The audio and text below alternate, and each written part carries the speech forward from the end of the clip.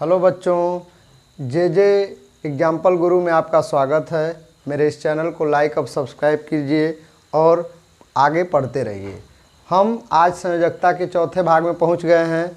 Louis बिन सूत्र हमने पिछले कुछ लेक्चर में सीखा है। अब हम कुछ बड़े अणुओं के लुई बिन सूत्रों को बनाने की कोशिश करेंगे। यहाँ पर देख लीजिए, हाइड्रोजन के बाह्य कोश में 1 इलेक्ट्रॉन है, नाइट्रोजन के बाह्य कोश में 5, oxygen 6, fluorine 7, phosphorus 5, sulphur 6, chlorine 7।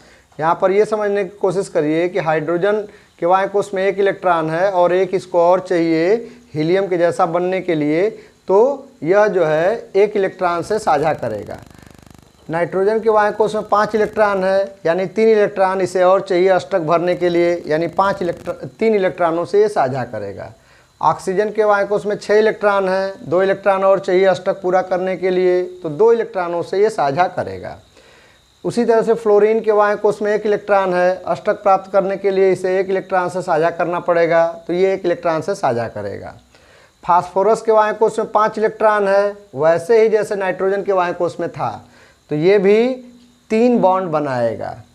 इसके अतिरिक्त सल्फर है, सल्फर के बाह्य कोश में 6 इलेक्ट्रॉन है, एज लाइक ऑक्सीजन, तो ऑक्सीजन के जैसा ये भी डबल बॉन्ड बनाएगा, 2 बॉन्ड कम से कम ये बनाएगा। क्लोरीन के बाह्य कोश में 7 इलेक्ट्रॉन है, इसके वैलेंस सेल में 7 इलेक्ट्रॉन है, फ्लोरीन के भी वैलेंस सेल में 7 इलेक्ट्रॉन है, यानी ये एक एक बॉन्ड बनाएंगे। तो इतनी बात हम इसके इलेक्ट्रॉनिक विन्यास से हम ये बात समझ चुके हैं। अब चलिए हम इन्हीं तथ्यों का उपयोग हम लुई बिन सूत्र बनाने में करेंगे। तो चलिए सबसे पहले हम बनाएंगे H2S, इसे हम कहेंगे हाइड्रोजन सल्फाइड। ये एक गैस है। हाइड्रोजन सल्फाइड में हम क्या देख रहे हैं कि हाइड्रोजन के 2 परमाणु हैं और सल्फर का 1 परमाणु है। तो आप जानते हैं कि जो कम रहेगा उसको हम सेंट्रल एटम बनाएंगे।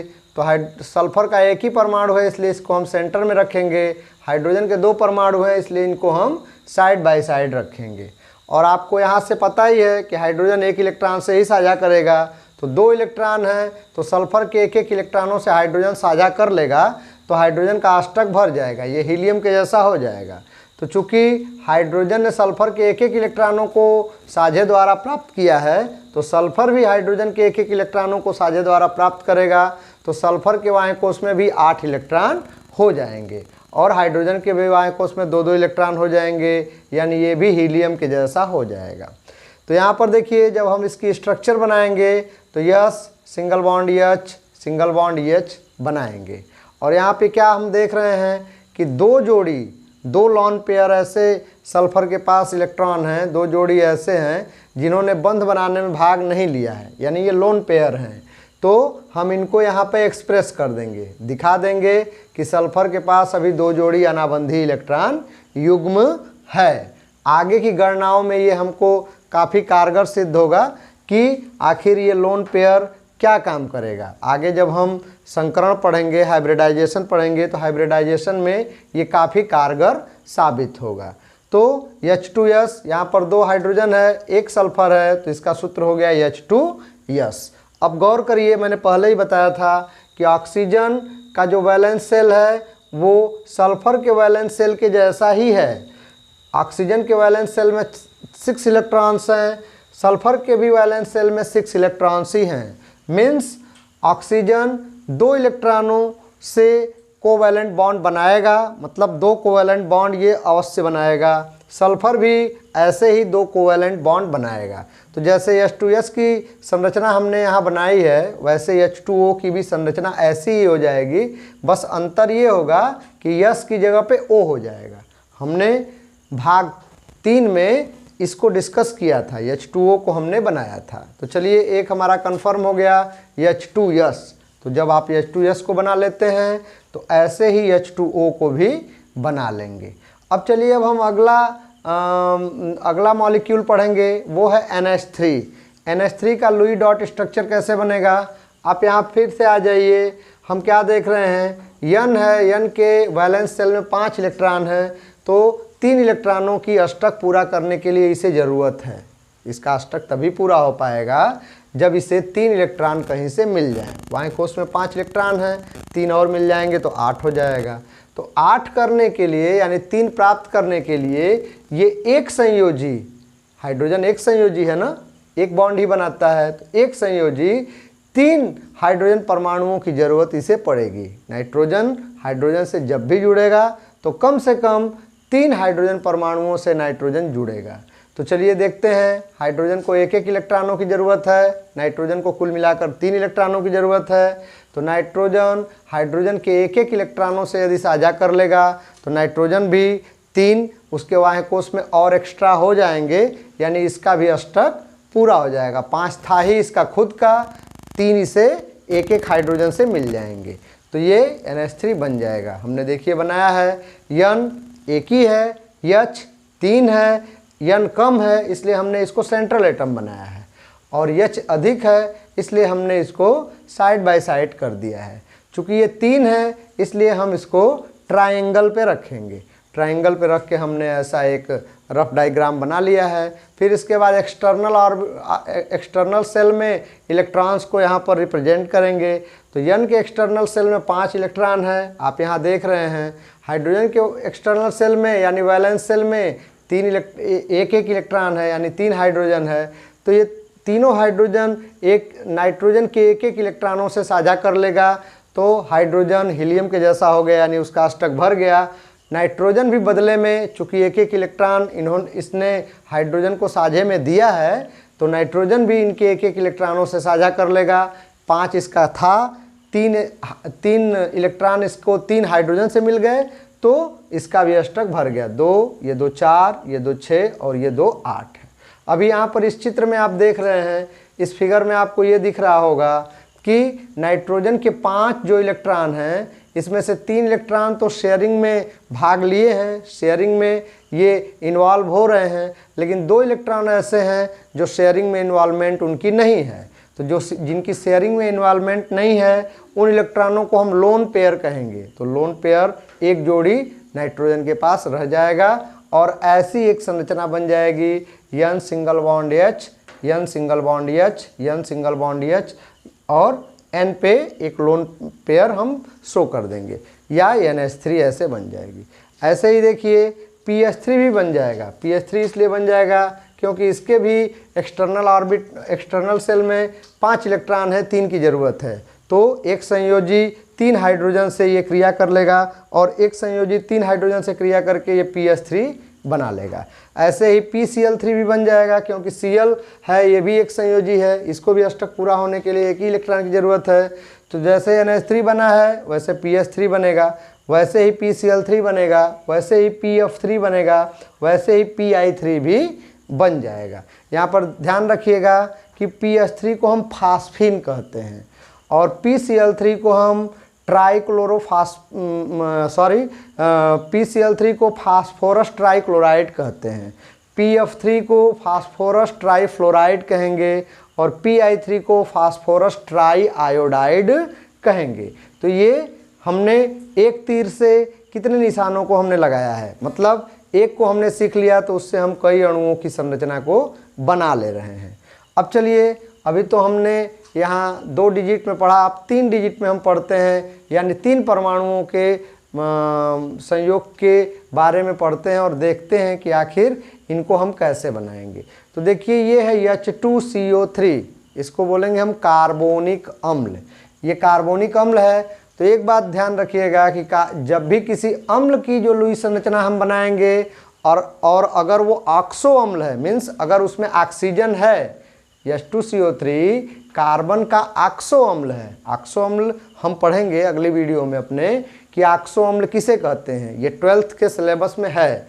तो H2CO3 में ऑक्सीजन 3 है और हाइड्रोजन 2 है।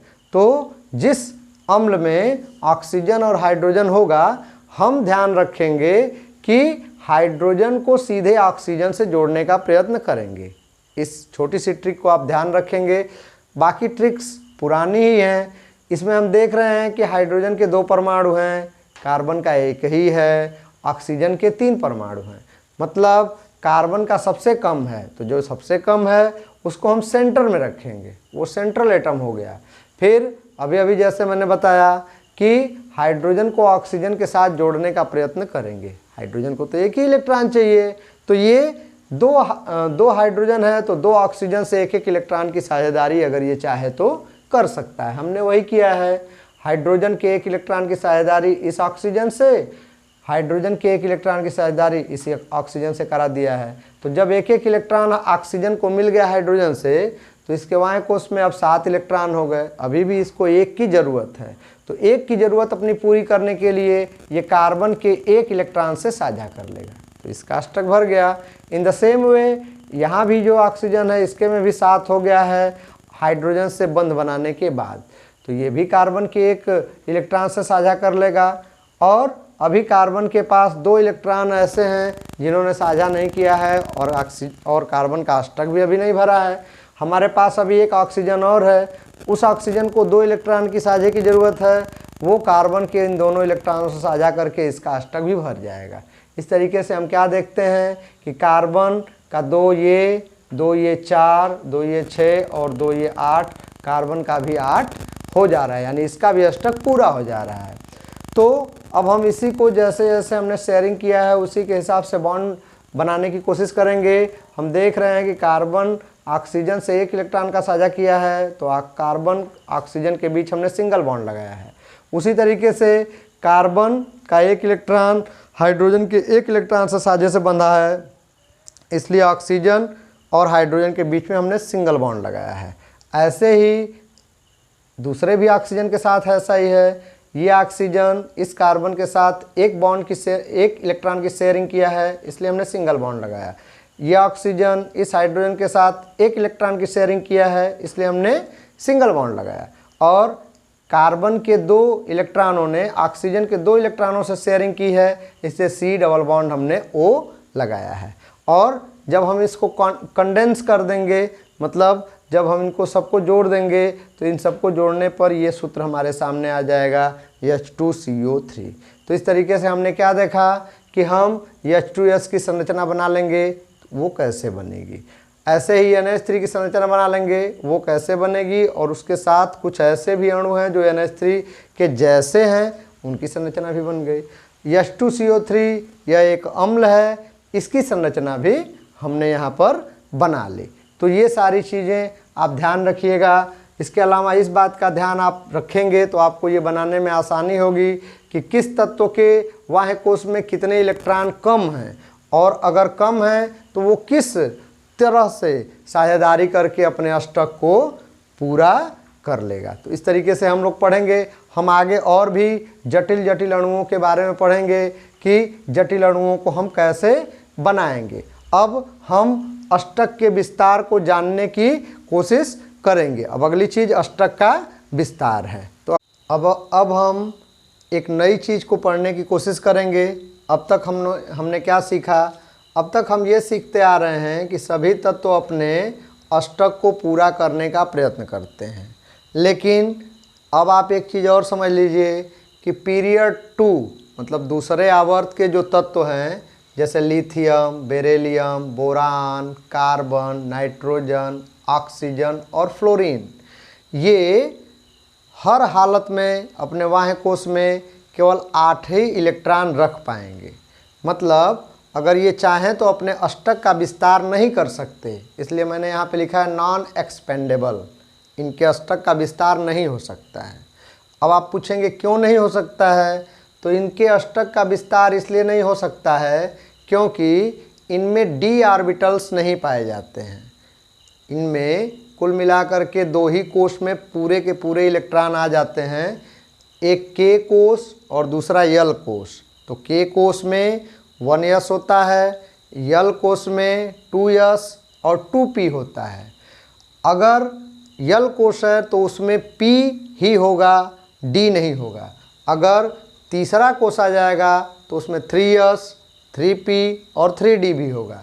इसलिए पीरियड 3 जो है, आवर्त 3, इसके जितने भी तत्व हैं ये अगर चाहें तो अपने अष्टक का विस्तार कर सकते हैं। मतलब इनके बाह्य कोश में 8 से अधिक इलेक्ट्रॉन भी रह सकते हैं, क्योंकि ये जो है इनके पास d ऑर्बिटल पाया जाता है, क्योंकि इनके इलेक्ट्रॉन K में जाते हैं, L में जाते हैं और M में भी जाते हैं।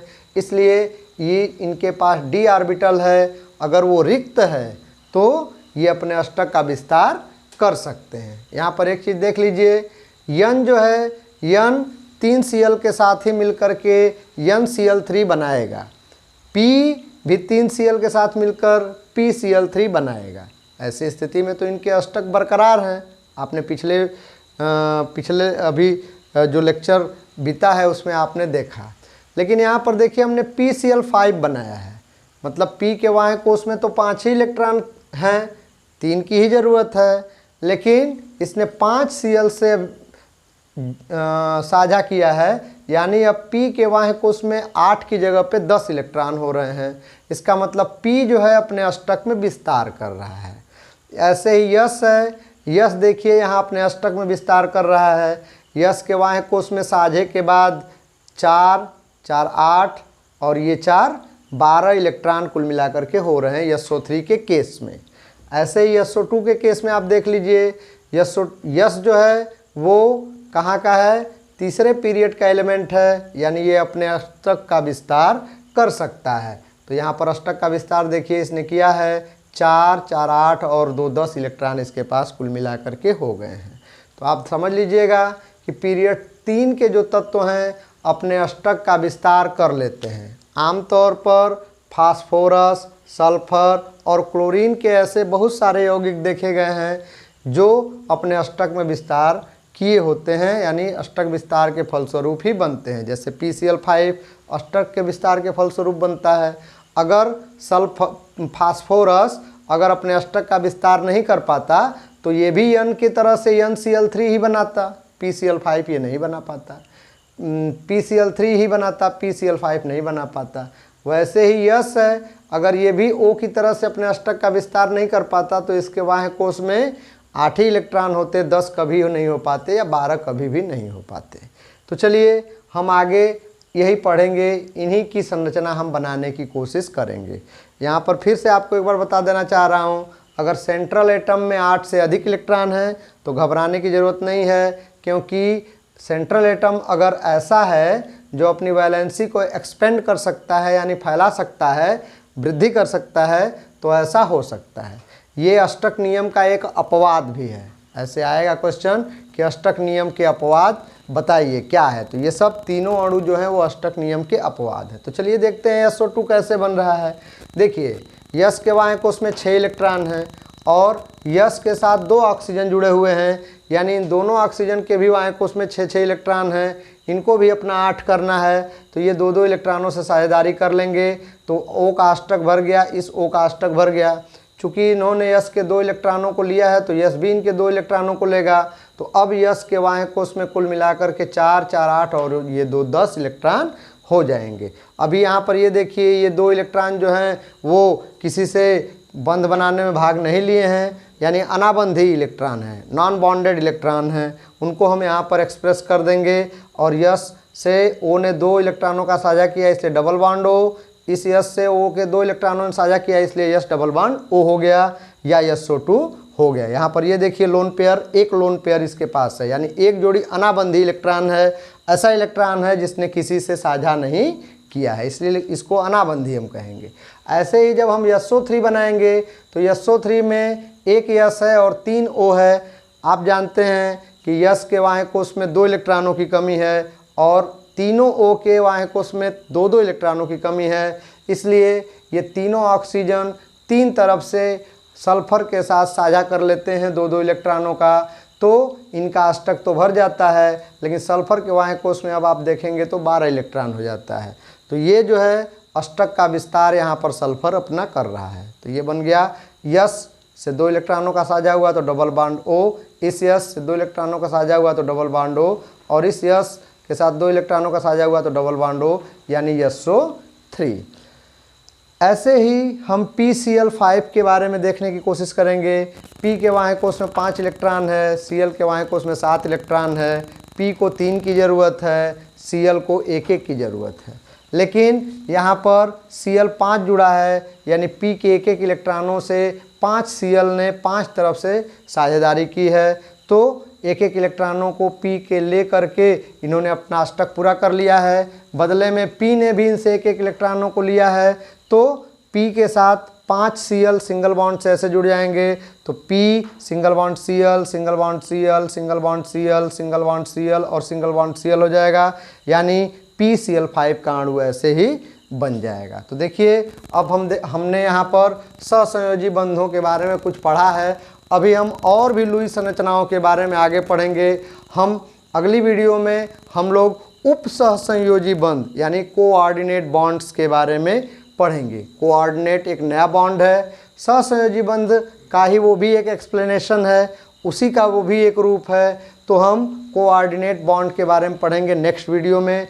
आप ऐसे लुई बिंदु सूत्र बनाते रहिए। जो यहाँ पे कॉन्सेप्ट है उसको ध्यान रखिए कि किस तत्व को अष्टक भरने के लिए कितने इलेक्ट्रॉनों की ज़रूरत है, और हम सेंट्रल एटम के साथ या जिसके साथ उसको वो साझा कर रहा है, हम कैसे इलेक्ट्रॉनों को साझेदारी करेंगे और कैसे हम ऐसे कनेक्ट करेंगे जैसे आप गेम खेलते हैं, गेम के जैसा इसका भी टास्क लीजिए और जानने की कोशिश करिए, बनाने की कोशिश करिए। जहाँ बैठिए वहीं बनाइए, हर कागज़ पे बनाइए, जो भी जगह आपको मिलती हो, जो भी अणु आपको ध्यान में आते हो उनका आप बनाते जाइए। ये बहुत ही ज़रूरी है क्योंकि इसी के आधार पर सारी चीज़ें हैं।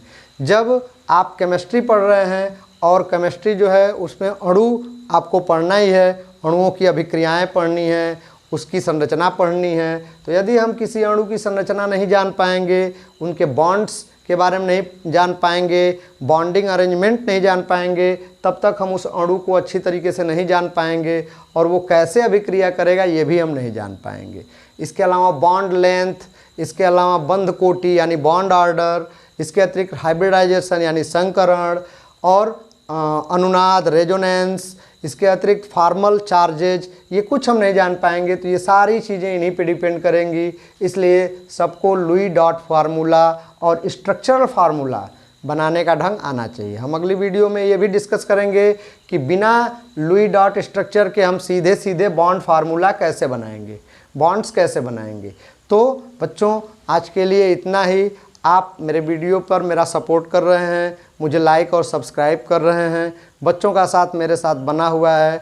आपके इसी प्यार का मैं आकांक्षी हूँ। ध्यान रखिएगा, पढ़ते रहिएगा। जो भी प्रॉब्लम आपको होगी कमेंट सेक्शन में मुझसे पूछ सकते हैं। केमिस्ट्री और बायो का कोई भी क्वेश्चन कहीं से आप पूछ सकते हैं बेझिझक, मैं तुरंत उसका जवाब देने की कोशिश करूंगा। यदि जटिल टॉपिक रहा तो उस पर वीडियो भी बनाऊंगा, हर चीज़ पे वीडियो में बनाऊंगा। हाइब्रिडाइजेशन पे स्पेशल वीडियो बनाऊंगा ताकि आप आसानी से हाइब्रिडाइजेशन समझ सकें कि हाइब्रिडाइजेशन क्या है। लेकिन उससे पहले हम उप सहसंयोजी बंध यानी कोऑर्डिनेट बॉन्ड अगली वीडियो में पढ़ेंगे।